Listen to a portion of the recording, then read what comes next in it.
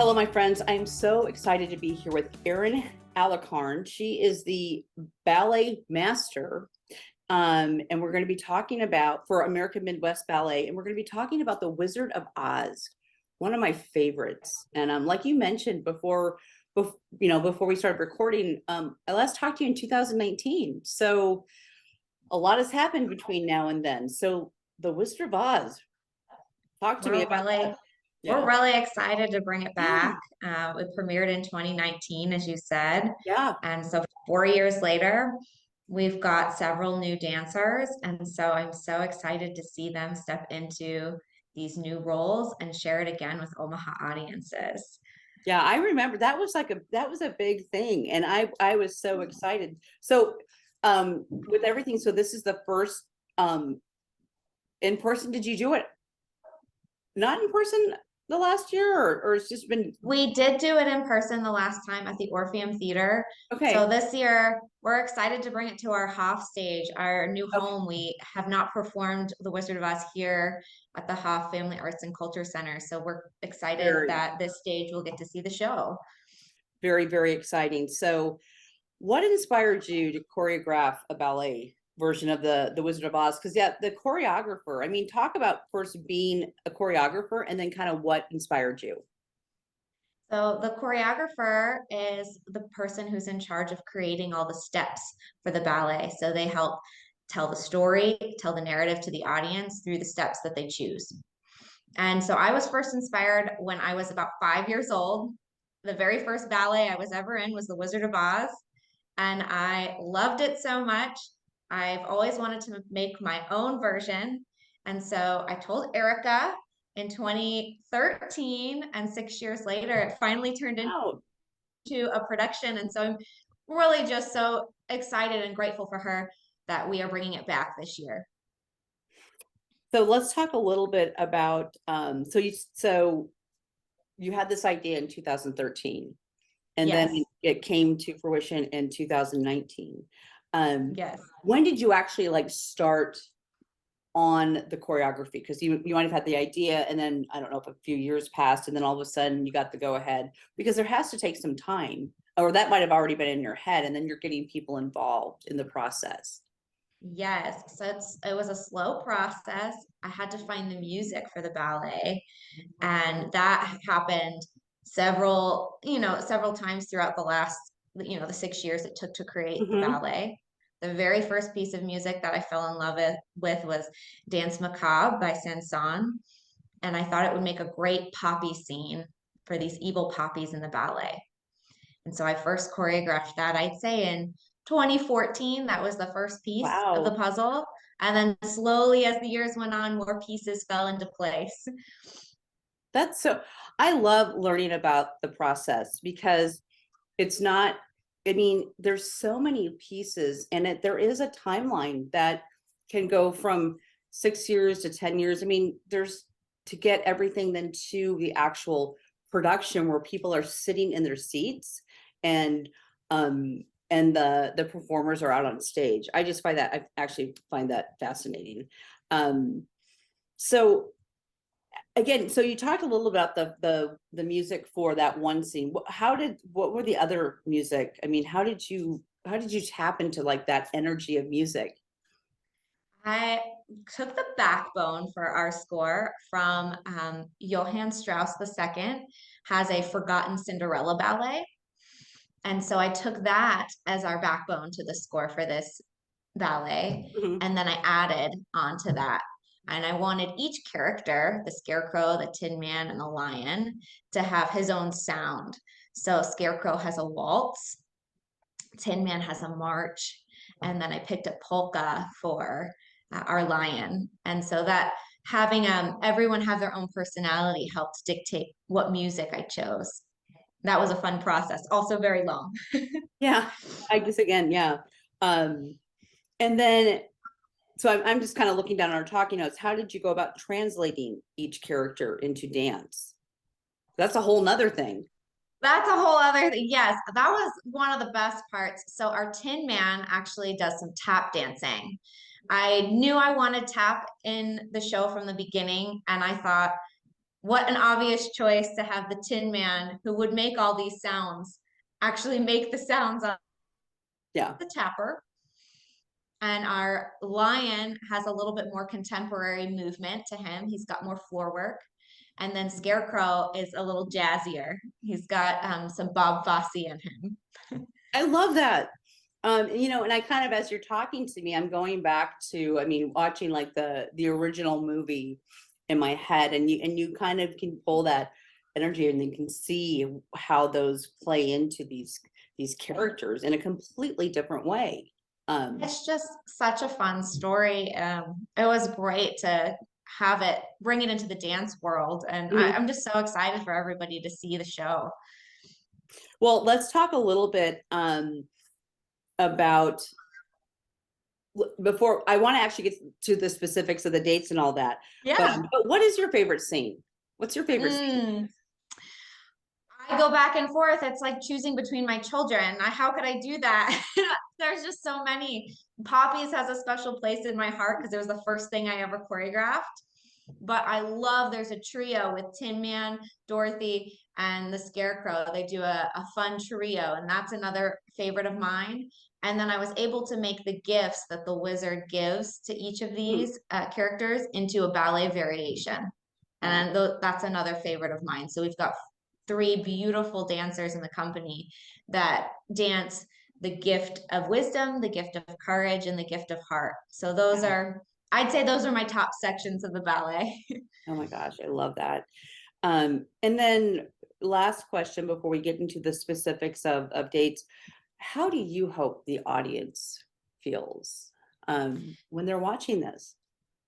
You know, I had such joyous memories being in the show as a young child that I really hope the audience just sits back and let themselves immerse themselves into this beautiful, wonderful, joyful story and just get Yeah. lost in it. I just want them to really find joy in it, find something that they can connect to, and leave the show thinking of something that really stood out to them.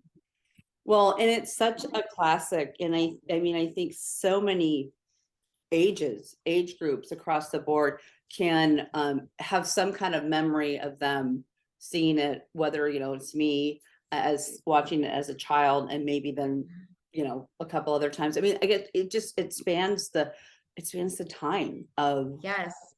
of our I existence, remember really. I remember being a little girl and we'd always go to my grandma's house and she had the double VHS. I don't, most people might not know what that is, but we had a I double do. VHS. Yeah. And Yeah. I remember looking forward to going to her house every time we went and she'd let me watch The Wizard of Oz. And so I think everyone has that sort of connection in some way to the story Yeah. or the movie. Yeah, and one of the things I love about that, Erin, is that it's funny because, you know, when I was growing up, you actually had to wait. I mean, it was on, you were watching on TV, so it had Yes, Sunday night at 7 a.m. or I'm sorry, at 7 p.m. That's when The Wizard of Oz was on. So it was an event. yeah, it was an event that you planned for, but I am so excited to see this. So let's talk specifically when is it, and how can people get tickets? It is going to be on April 7th Okay. at the Hoff Family Arts and Culture Center. And then you can also get tickets to the Orpheum Theater, and we will be there April 13th, or we will be there May 13th and 14th, excuse me, there. And we're also going to bring it on tour. So we'll be taking it on tour to Sioux City, Iowa and Dubuque, Iowa. But if you're in town, the best place would be to come to the Hoff April 7th and then the Orpheum on the 13th and 14th of May. I'm just so, what a great conversation to really understand kind of the backstory, because I also just want to say to young women and men alike, but you know, you have this vision and this dream that Yes. you put out there, and then you just did what you needed to do to move it forward, and it's not an overnight thing. I mean, yeah, I can see how this took, I mean, this took a long time, but congratulations to you, Erin. Thank you. We're so excited to share this project with our Omaha audiences again. Yeah. All right. Well, thank you so much. And viewers, highly recommend that you get tickets to this performance, either at the Hoff Center or at the Orpheum, or if you're in Sioux City, Dubuque, Iowa, as well. So Erin, thanks so much for joining me today. Thanks for having me. And folks, we'll be right back.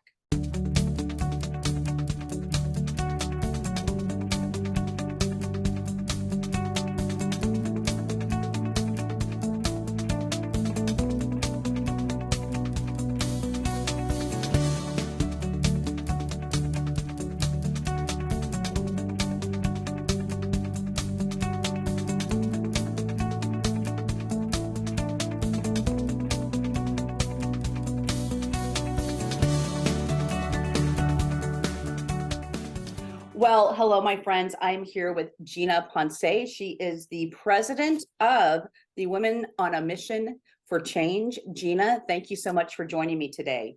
Thank you for having me. So we have, meaning you, have an exciting conference coming up here on the 24th of March. It's the annual conference, Believe, Be Brave, Be Bold. This is what you said, the 12th year, in its 12th year.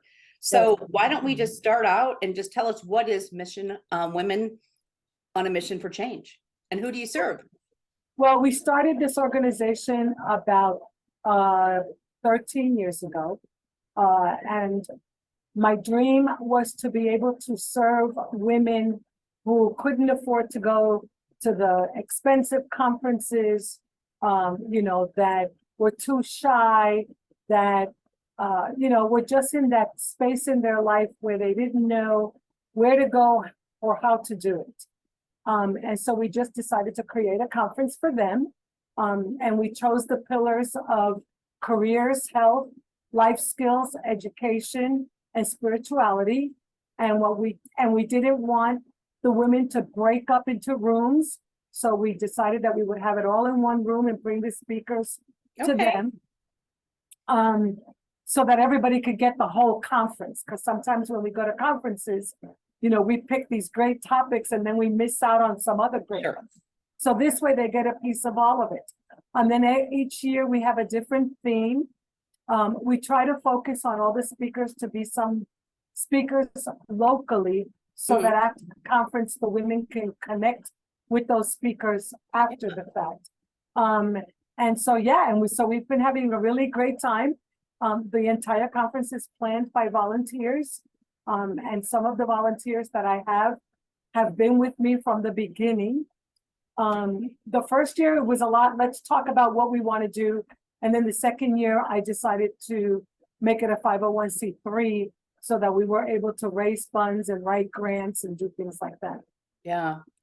How wonderful and how exciting. And I just love when I'll speak, especially women, you have this idea and you look at it and you create, and then you bring it to fruition, and then it kind of just evolves, and and it keeps evolving into bigger and better and new things. So it's exciting. And I know you have a dynamic group of speakers this year. I keep getting emails and I'm seeing things on Facebook about what's happening. So let's just talk about, so it's on the 24th. You kind of explained everybody's in one room, but let's talk about some of the speakers. Let's spend a little bit of time talking about speakers. So Okay. So Leah Baez is our keynote speaker, and she's been around for a while. I met Leah because she was the commencement speaker at Bellevue University's graduation.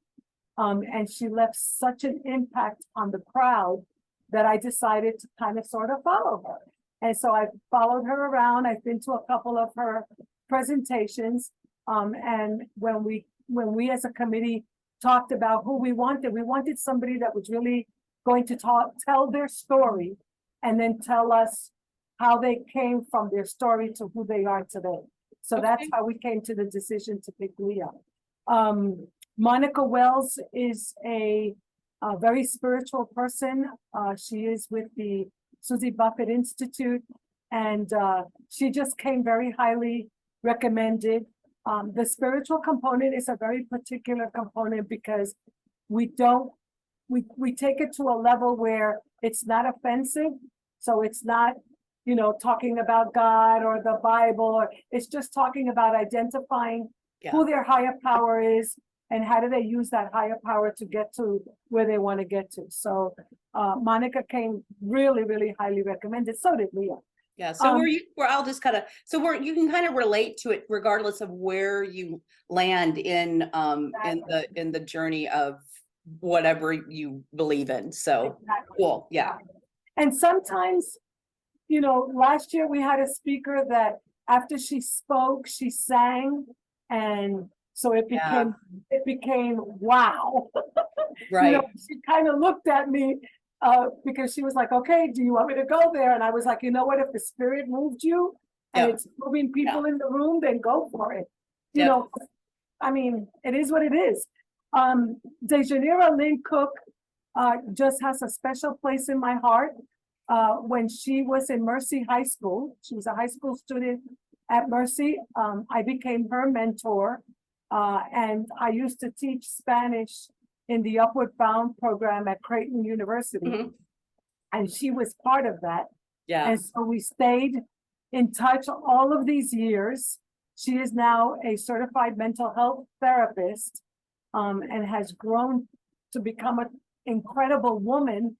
And I just thought that the girls would really, really relate to her, and that she would be able to have a great story, especially because we really encourage the girls to identify a mentor, and that mentors do stay in your lives sometimes forever, you know, and my relationship with Dejanira is that type of relationship where we've known each other for, it's got to be at least 15 years. And she still reaches out to me when she needs guidance or when she needs help with something.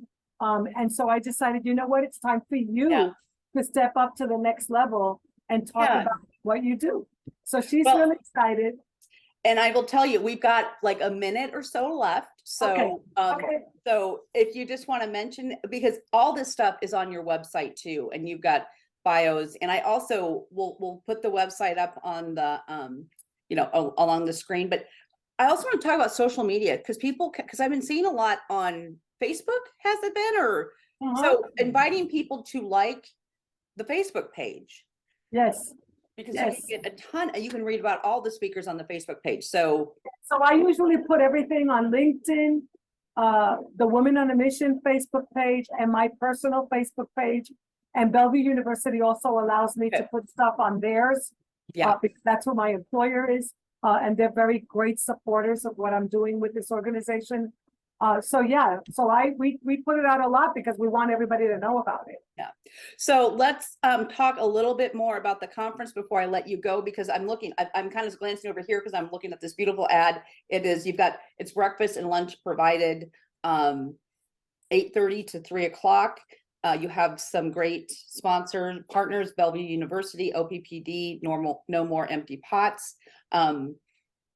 Free girls tickets ages 14 to 18, $70 for individual, $25 for college. Who comes to this conference? I mean, anybody can come to this conference, right? Anybody can come to this conference. Anybody, everybody, and anybody.